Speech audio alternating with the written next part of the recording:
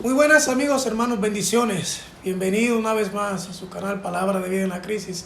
Ha sido muy interesante el estudio de este folleto. Yo estoy El gran conflicto. Yo estoy feliz. Estamos leyendo el libro El conflicto de los siglos. Precisamente porque se desenmascaran muchas cosas. Claro que sí. Le damos la oportunidad a nuestros hermanos a que comenten, se suscriban, vean este material, también hagan sus aportes, hasta nos corrijan si de algún modo. Por supuesto. Pues no somos infalibles y sabemos que en cualquier comentario o idea que podamos emitir podemos equivocarnos y estamos abiertos a la corrección. Pero seguimos en este trabajo que el Señor ha puesto en nuestras manos, pidiéndole al Espíritu Santo que nos guíe. Así que no te muevas porque volvemos con un interesante tema que se llama Defendamos la verdad. Vamos a ver cómo nos muestra la Escritura y la historia de nuestros antiguos hermanos, cómo se defiende la verdad. No te muevas.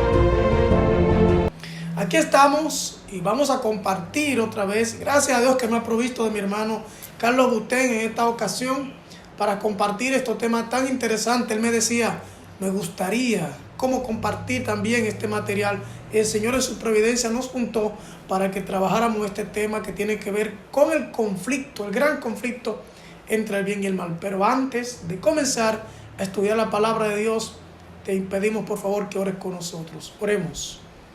Padre, al abrir tu palabra, pedimos la bendición de tu Espíritu. Danos las palabras que debemos decir, tanto para conocer, Señor, lo que tú tienes que decirnos, como para transmitirla de manera correcta. En el nombre de Jesús. Amén. Verso de memoria dice, como Moisés levantó la serpiente en el desierto, así es necesario que el Hijo del Hombre sea levantado, para que todo quien en él cree no se pierda, sino que tenga vida eterna. Un comentario inmediatamente para entrar a la parte del sábado, que dice defendamos la verdad. Dice, la ciudad bíblica de Esmirna, mencionada en el libro de Apocalipsis, aún existe actualmente. Esta antigua ciudad de unos 100,000 habitantes prosperó a fines del siglo I y en el siglo II. Era una ciudad pujante y extremadamente leal a Roma. Una vez al año se ordenaba que todos los ciudadanos de Esmirna quemaran incienso a los dioses romanos. Evidentemente, en el siglo II, Esmirna tenía también una próspera comunidad cristiana y muchos no iban a acatar esa orden. Así que a lo largo de los siglos, hombres y mujeres han estado dispuestos a sufrir el martirio antes que renunciar a su fe en Cristo Jesús. ¿Cómo defendemos la verdad? La primera pregunta que yo hago antes de que tú me hagas esa o después de que me hiciste esa, ¿cuál verdad? Bueno, la verdad del Evangelio, la verdad planteada por nuestro Señor Jesucristo, porque la verdad no puede ser algo subjetivo. Porque fíjate que Jesús dice, yo soy el camino, la verdad y la vida. Él no dice, yo soy un camino. No. O yo soy uno de los caminos. Entonces, es importante que en estos tiempos de tantas aparentes verdades, nosotros especifiquemos bien cuál verdad. Exacto. ¿Cuál verdad? Porque en la semana pasada estuvimos hablando del razonamiento humano. Y aparentemente cada persona tiene su verdad. Tiene su verdad. Entonces, el folleto nos dice, ¿qué cosa? Defendiendo la verdad. Y por eso yo hago la pregunta, una pregunta válida. No sé si para usted que está allí puede ser válida. ¿Cuál verdad? ¿Cuál verdad? ¿Verdad? Entonces es importante que nosotros entendamos de que en todas las edades hubo testigos de Dios, hombres que conservaron la fe. Y es importante que entendamos que el conservar la fe era conservar las enseñanzas de Cristo. Muy bien. Esas enseñanzas que Cristo le dio a los discípulos y que eran transmitidas de generación en generación, y me atrevo a decir hasta nuestros días. Sí, sí, correcto. Entonces, el autor del folleto nos invita a que durante este estudio de esta lección vayamos a los capítulos 4 al 6 del conflicto de los siglos. Fieles por desde los valdenses hasta Wycliffe, hasta Jerónimo y Hus. Y pasando desde Wycliffe, los valdenses, Wycliffe y Hus, estos dos capítulos que resumen lo que fue el despertar de lo que llamamos el protestantismo. Claro. Entonces, cuando dice que defendamos la verdad, aquí viene con el primer grupo, que está en Daniel capítulo 7, versículos 23 al 25, Apocalipsis 6 al 12, donde habla de periodos proféticos, donde esta iglesia, este poder político religioso, iba a mantener sumida bajo la oscuridad. Así se llama en la historia secular la época del oscurantismo, claro, ¿no? O la edad oscura o edad media. Se le llama así porque el hombre de ese tiempo estaba sujeto a la superstición religiosa. ¿Y por qué llamamos superstición? Porque no estaba basada en una verdad bíblica. Aunque quien dirigiera un poder religioso, lo que hacía como estilo de vida, tanto político como religioso, estaba basada en criterios de organización y de políticas personales, más que de un criterio de Dios como tal. Tanto así que era prohibido, y aquí entra el tema de los valdenses. Estoy trazando preparando el tema. Sí, porque aquí estamos en la lección del domingo, perseguida pero no triunfante. La prohibición era que la gente tuviera acceso a la Biblia, porque la Biblia de algún modo iba a despertar, iba a poner en contraste, pero lo que ellos me están pidiendo, aquí no lo dice. Claro. O sea, lo que ellos me están pidiendo no está en armonía con esto. Claro. Entonces, ¿de dónde sale? Entonces, esas cuestionantes iban a salir, y entonces, como tal, se restringía el estudio de la Biblia solamente a un grupo, al clero como tal. Claro Y no a todo el clero. Tenían que dar como una prueba de fidelidad, de modo tal que cuando llegaran al estudio de las Escrituras no se cuestionara la autoridad de quien enseñaba la Escritura como tal. O de lo que quería decir, porque el estar preparado y listo después de varios procesos para poder leer las Escrituras indicaba de manera sutil que la interpretación bíblica de los maestros anteriores de esas personas era menos cuestionada que lo que yo iba a encontrar aquí en las Escrituras. No importa lo que yo leyera en la Biblia, lo que ellos me dijeran estaba por encima de lo que encontraba en la Biblia. ¿Serio? Era una manera sutil de preparación, de lavado cerebral, un lavado mental, para entender y creer que solamente ellos podían interpretar la Biblia. Y eso es muy peligroso. Eso es muy peligroso porque los salmos hablan de que la palabra de Dios hace sabio al sencillo. Entonces, me da a entender a mí de que Satanás siempre ha estado enfurecido con aquellos que quieren buscar la verdad, con aquellos que quieren prepararse para estudiar la palabra de Dios. Exactamente. Entonces, aquí hablando de por ejemplo, de cuando la profecía habla de las 10 tribus, o cuando se desmembra la imagen, que caen los 10 en los dedos de los pies de Daniel, y los 10 cuernos de la bestia de Apocalipsis, y que después esos 10 cuernos terminan en 7. Habla de 3 grupos que al surgir este poder se oponían directamente a algunas doctrinas y enseñanzas de la mayoría. Y como tal, lo mandaron a desarraigar completamente de lo que era el sistema de vida de ese tiempo, de la sociedad de ese tiempo, y fueron desarraigados, y a partir de ahí, la profecía dice, en 1260 días, 1260 años, iba a transcurrir hasta que ese poder entrara en otra etapa. No que iba a desaparecer, no, iba a entrar en otra etapa, porque muchas veces, cuando los adventistas enseñamos la profecía de los 1260 años, lo decimos como que ahí termina. No, ahí cambia. Cambia de estatus. Porque todavía le queda uno de los dos poderes que se le quitó. De hecho, el mismo libro Apocalipsis dice que fue herido. Cuando tú hieres a alguien, no necesariamente se murió. No está muerto, está herido. Está herido. Claro. Y que esa herida volvería ¿a qué? A sanarse. Claro que entonces, sí. lo que le infundió la herida va a llegar un momento en que ya no lo va a herir más, sino que se va a recuperar. Y en eso nosotros tenemos que tener cuidado para no entrar en un descuido espiritual creyendo que le dimos tan duro al animal que supuestamente se murió y el animal está muy tranquilito, recuperándose, pensando entonces cómo me va a destruir a mí que lo herí. Pero Alfonso, ¿te has puesto tú a pensar que la cicatriz realmente no significa sanar? Bueno, no.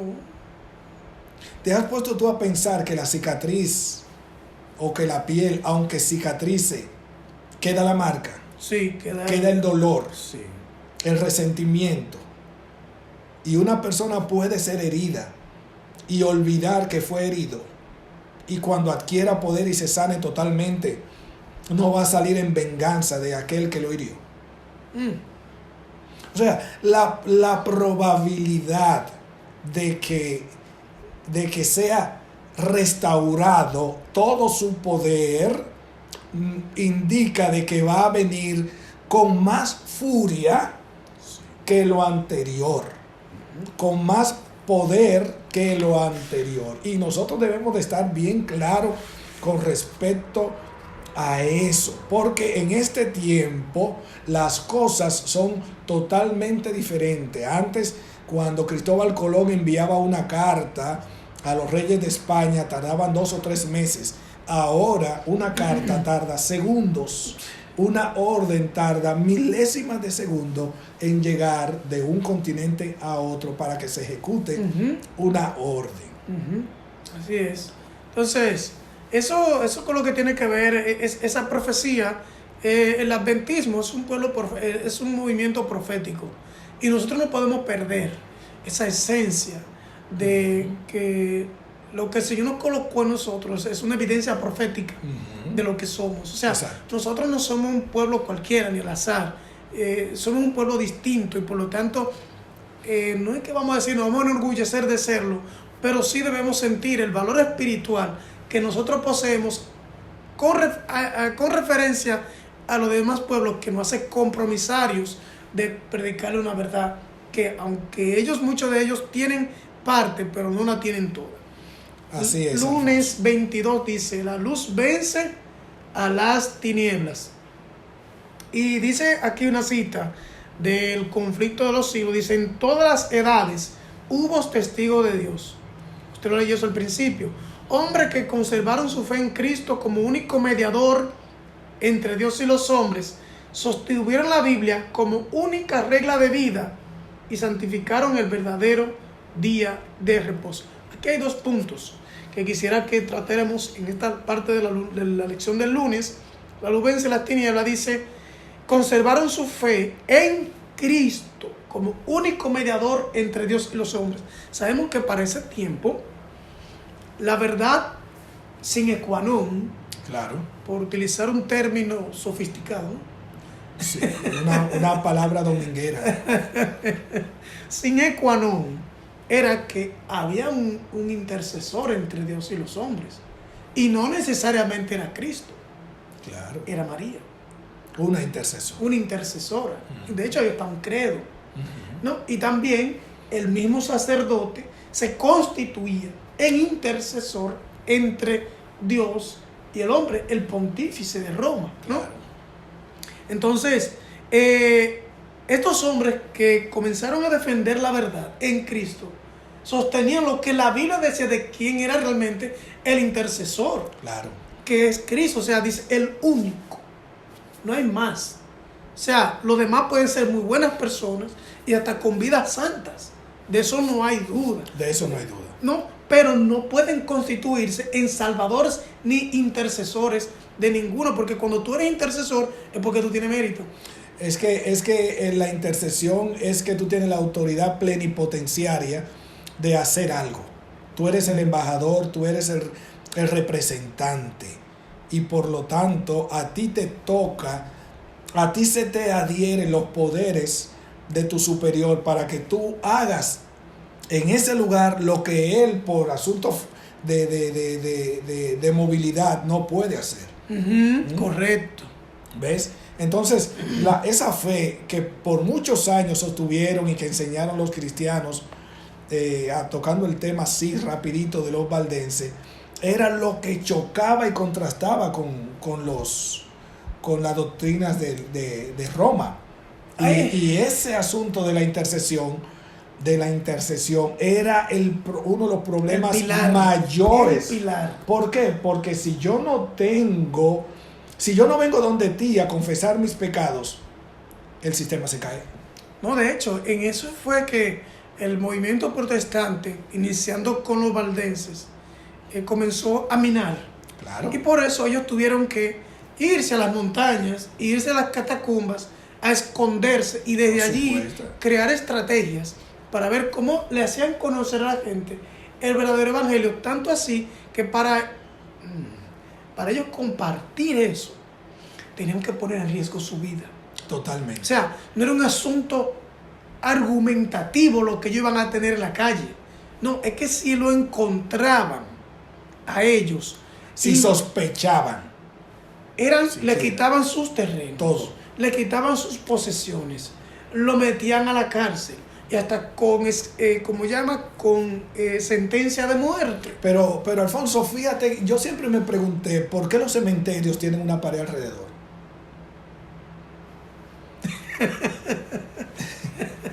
¿Por qué en Estados Unidos los cementerios no tienen una pared alrededor? En los países católicos sí. Entonces, en los países protestantes no. Eso entonces me da a entender a mí que si yo no estaba de acuerdo con la iglesia apóstata, la iglesia popular, yo no podía enterrar a mis muertos. No. No podía casarme. No.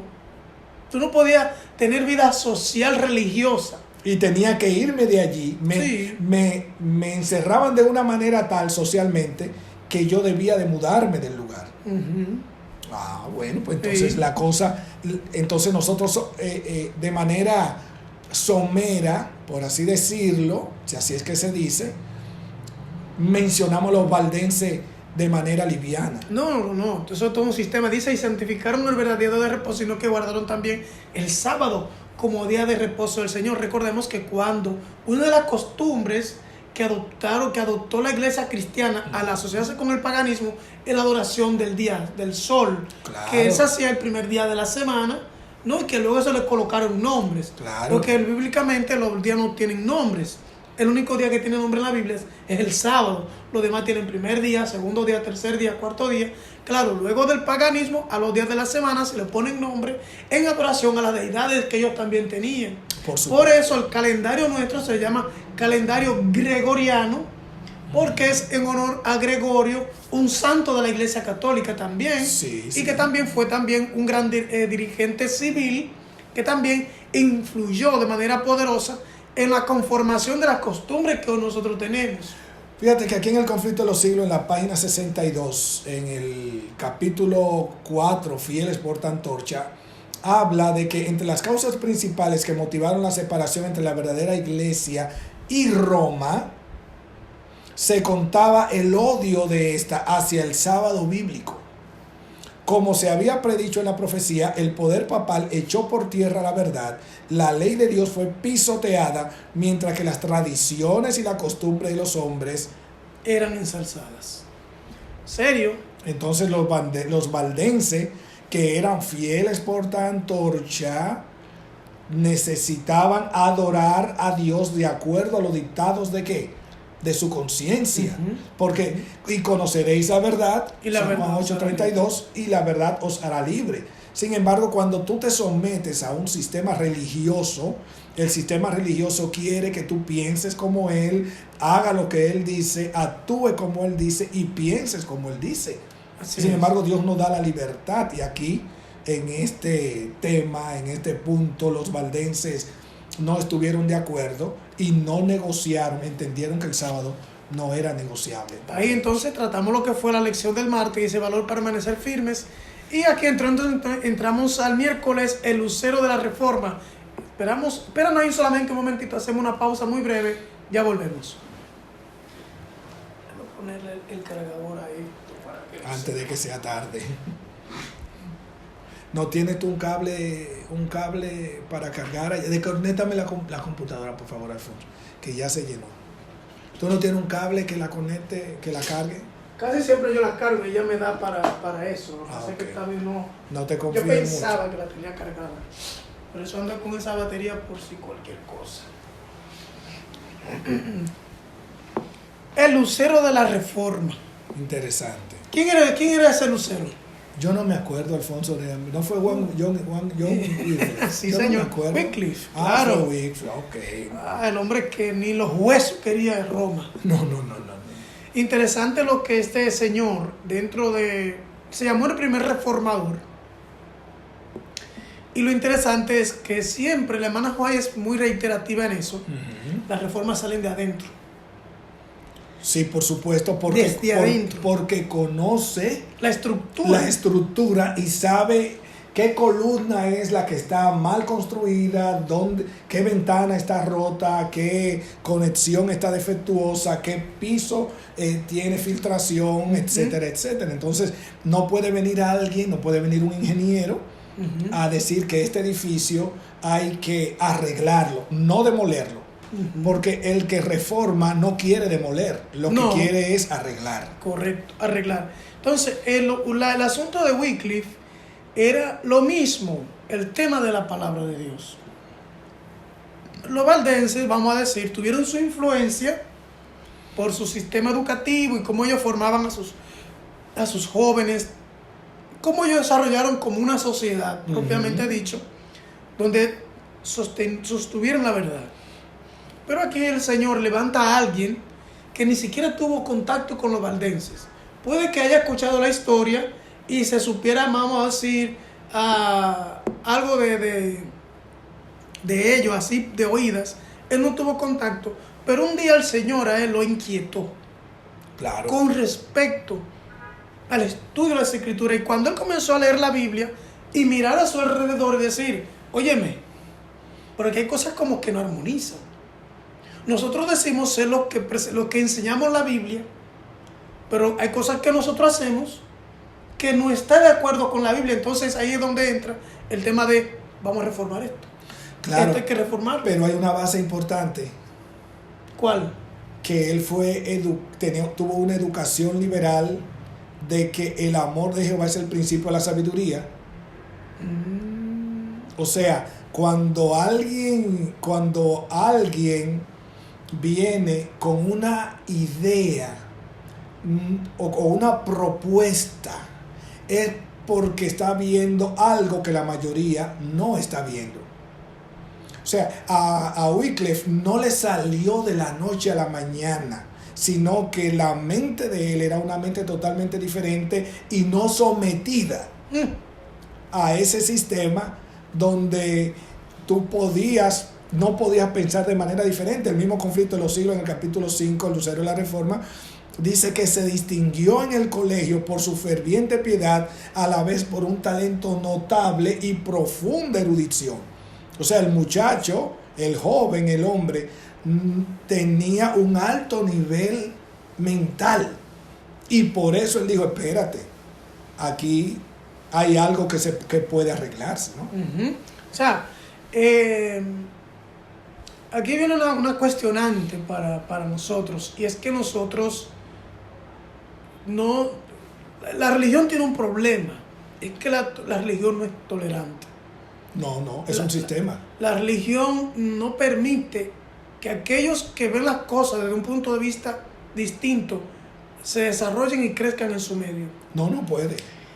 Y lo que me asusta es que eso también pueda desarrollarse dentro de nosotros, hasta en nuestra propia casa, con nuestros hijos, cuando ellos nos digan, papi, yo no veo las cosas como tú las ves. ¿Vemos nosotros un peligro en nuestros hijos o vemos que por la gracia de Dios se está desarrollando alguien que tiene una mente que no está sujeta simplemente a los criterios de otro, sino que tiene capacidad de poder ver las cosas de una manera distinta, aunque no necesariamente tiene que contradecir propiamente dicho lo que tú estás haciendo, sino que te está dando opciones de hacerla diferente, de tener algo que puede mejorarlo, que puede ser más eficiente y que puede dar una imagen más clara y precisa de lo que Dios quiere que se haga dentro de la familia o de la iglesia o de la institución. ¿Tú quieres un ejemplo? A ver. Jesús. Claro que sí. De cierto, habéis oído. Habéis oído que el que habla en contra de su hermano, ¿verdad? Es castigo, sí. Es castigado. Ahora yo os digo que el que piense algo malo en contra de su hermano, o sea, Jesús lo que hizo fue varió la terminología de lo que se creía en relación a la actuación de una persona. Yo no era juzgado hasta que no te hacía daño. Exactamente. Pero Jesús se va más profundo.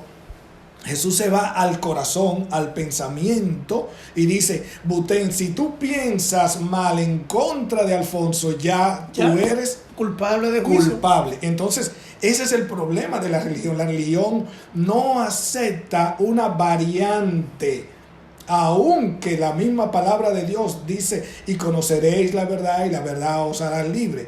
La religión acepta un sí o sí. O sea, la iglesia en ese momento, cuando Wycliffe se levanta y comienza a cuestionar el porqué de las cosas con relación a la Biblia, ya se le comienza a poner a ver lo sospechoso y peligroso. Y peligroso porque claro, un hombre así me puede destruir el sistema. Por supuesto. O sea, alguien así con un pensamiento diverso, liberal. Y cuando habla de liberal no se refiere a libertinaje, sino a un pensamiento que no está sujeto al dogma, sino que es un pensamiento que evalúa de manera crítica las cosas de causa a efecto con base en la palabra de Dios. Pero mira, como lo sostenía Wycliffe. Wycliffe se educó en la filosofía escolástica, en los cánones de la iglesia, en el derecho civil, especialmente de su país, y en sus trabajos posteriores le fue muy provechoso desde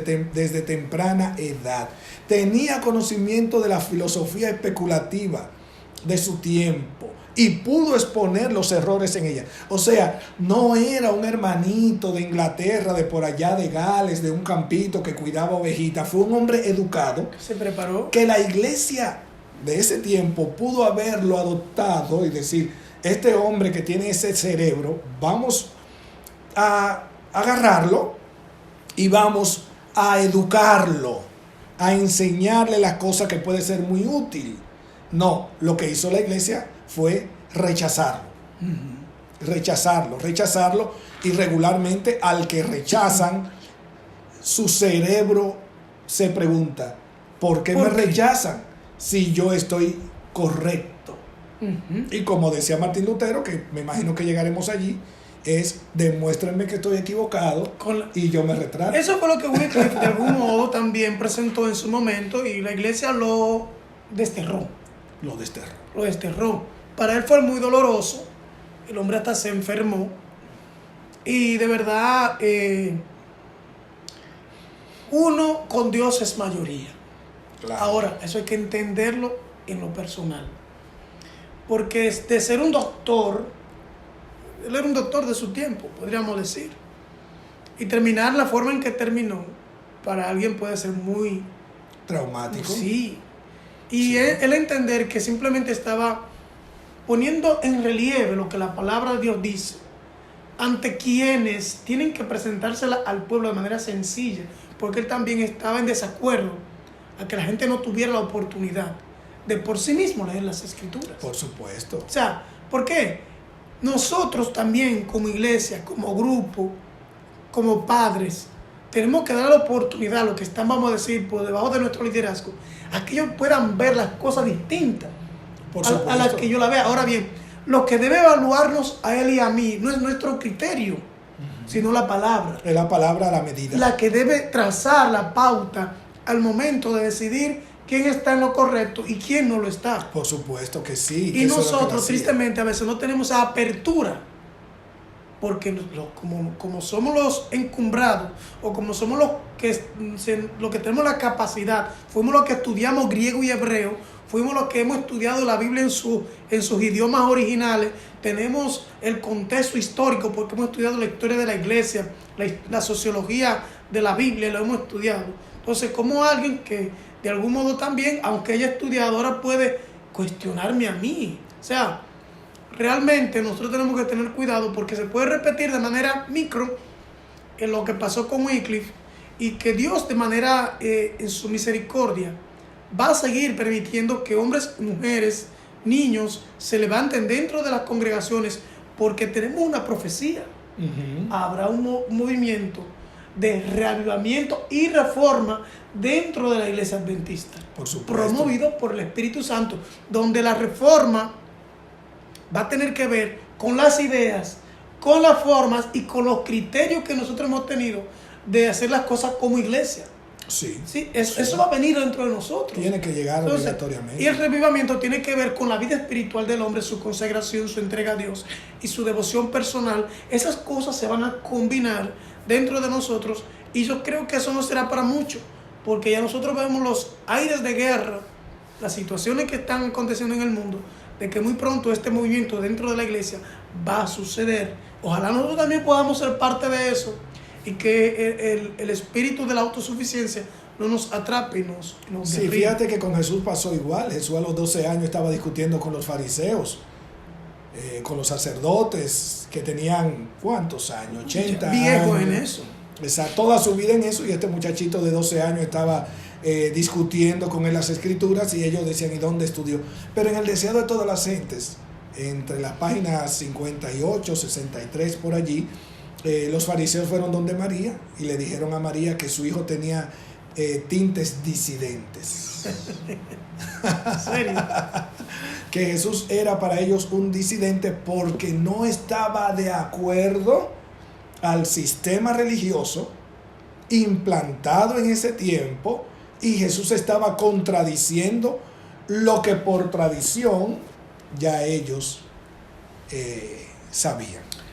La lección del jueves, animado por la esperanza, aquí habla de Jerónimo y Jos. Anda, eso sí es bueno. Jos, de algún modo influenciado por Wycliffe. Yo no voy a decir por la teología, porque no me gusta mucho utilizar esa terminología. Influenciado por la manera de ver las cosas distintas, que también le llegó su momento, como nos llegará a todos, de tomar una decisión por la verdad. Él sabía a lo que se estaba atreviendo, a lo que se estaba arriesgando al tomar una postura distinta. Jerónimo, Jos, Tyndale, Latimer, todos ellos que fueron de algún modo reformadores, y que cuando se levantaron no contaban con el respaldo. No, de la feligresía. No, era el vulgo, el populacho, simplemente que le gustaba, pero ocurría exactamente lo mismo que ocurrió en los tiempos de Cristo. No seguían a Jesús por miedo a los fariseos. En este caso, no seguían las enseñanzas bíblicas de Wycliffe, de Hus y de Jerónimo, etcétera, por miedo a quienes, a la casta, como dice Milei, sí, a la casta religiosa. Dice aquí un pensamiento, la lección del jueves, dice: Juan Jos no vaciló ante la prisión, la injusticia y la muerte misma, pero Jerónimo sí. Sí. Jerónimo, aunque él volvió otra vez y luego cuando él vio que Jos dio su vida y no vaciló, él volvió y se inspiró. Porque cuando Jos estaba en la cárcel, porque la cárcel de la Edad Media no era la cárcel de ahora. No, Aquel tiempo era en tierra. Era en tierra y era con cepo. Y ratones caminándote. Sí. Y todas esas cosas. Y esa tortura física y mental que se experimentaba no era cosa fácil. Y aún así dice, él no vaciló ante eso. ¿Por qué? Porque cuando el que está imbuido del Espíritu Santo, está lleno del Espíritu Santo, no teme. Lo primero que sale del corazón de un hombre que está en las manos de Dios es el temor.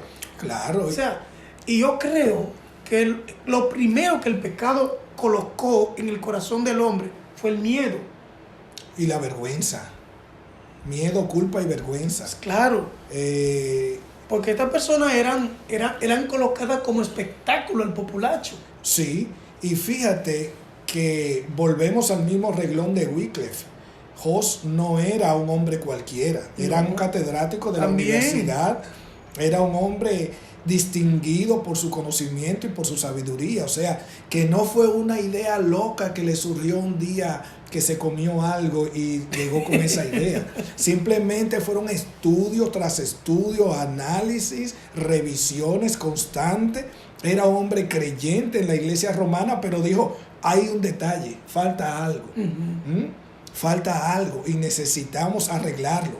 Y eso fue lo que lo llevó a él a la muerte. Era un tipo muy estudioso, es tan tal que estaba en la corte bajo los servicios del rey. O sea, no era cualquier persona que nosotros pudiéramos decir, era un cualquiera. No. Siempre Dios utiliza hombres sabios en cualquier área para una reforma. Sí. No de iglesia, sino una reforma bíblica.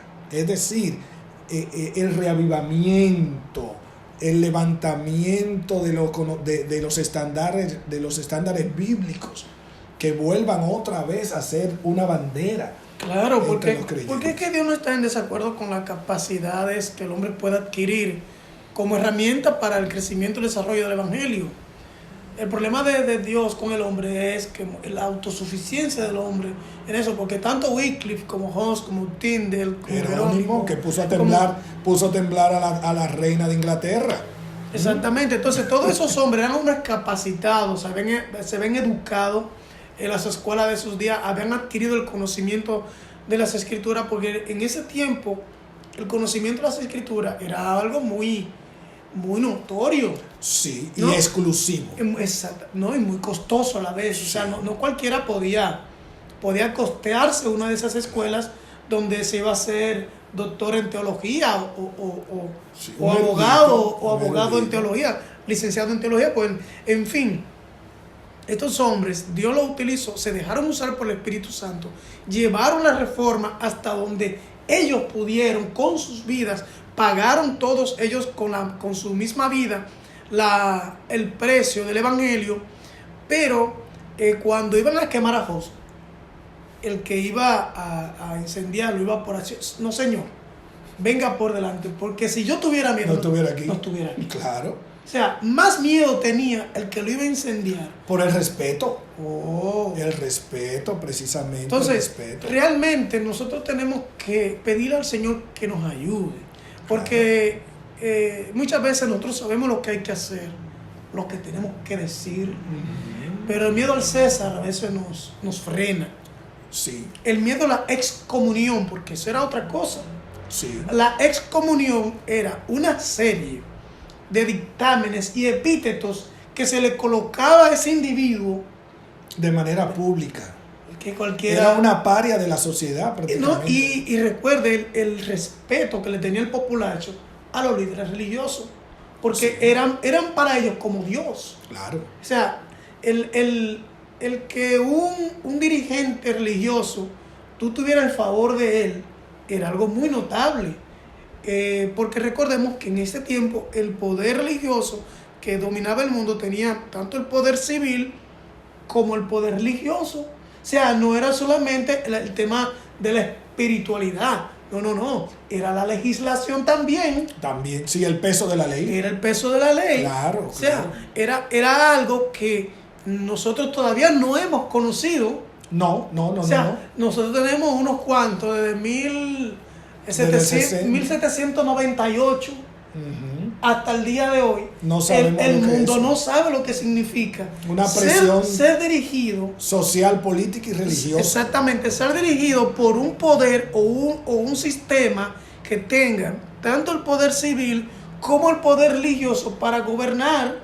O sea, el favor, y ahora que estamos nosotros en elecciones en nuestro país, nos damos cuenta el arrastre que tiene el poder político, la influencia que tiene una función política dentro de la sociedad, aun sea alguien, vamos a decir, de menor importancia. Claro. Y cómo lo consideran los pueblos y cómo la gente lo ve como benefactores propiamente dicho de la sociedad. ¿Quién puede resolver los problemas? Exactamente. Súmele a eso entonces la ponderación espiritual. Nosotros no conocemos eso. Entonces, a eso era que esta gente estaba expuesta de algún modo. Y aún así, ellos decidieron lanzarse contra eso porque entendían que había un poder superior que los llamaba a ellos a hacer lo que estaban haciendo. Por supuesto, Alfonso, es muy difícil y muy complicado para una sociedad que está acostumbrada a un sistema, que alguien llegue y diga que el sistema no es así. Eso pasó con Jesús. Sí. Yo me imagino los discípulos entre Jesús y los fariseos. ¿Por quién me decido? Los fariseos que lo hemos visto toda la vida, la ropa, la reverencia, la pompa, el respeto a un sistema establecido por Dios, y viene este hombre carpintero andando en sandalia, en chancleta, con manos ásperas, con el rostro quemado por el sol, a decir que él es el Mesías y que ahora yo os digo que lo que ellos dijeron no es. Que no es así. Acuérdate lo que Jesús dijo de cuando ellos estaban sentados en la silla de Moisés. Hagan lo que ellos dicen cuando están sentados en la silla de Moisés, pero no hagan lo que ellos hacen. Era Jesús contra el sistema.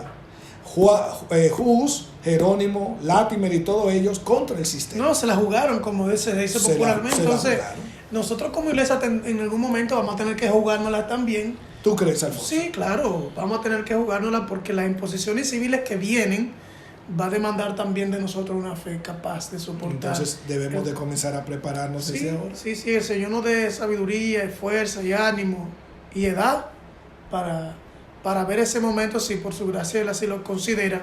Pero le animamos, mis hermanos, ya llegamos al final de esta lección número 4. De verdad que se hace muy interesante. Le animamos a que siga estudiando el libro El conflicto de los siglos, y nos veremos en una próxima lección donde seguiremos tratando temas, puntos importantes de este folleto que también necesitamos puntualizar, aunque no lo mencione la lección. Claro. Pero sabemos que están implícitos allí en estos temas y necesitamos como iglesia conocer lo que es necesario para este tiempo. Que Dios te bendiga. Amén.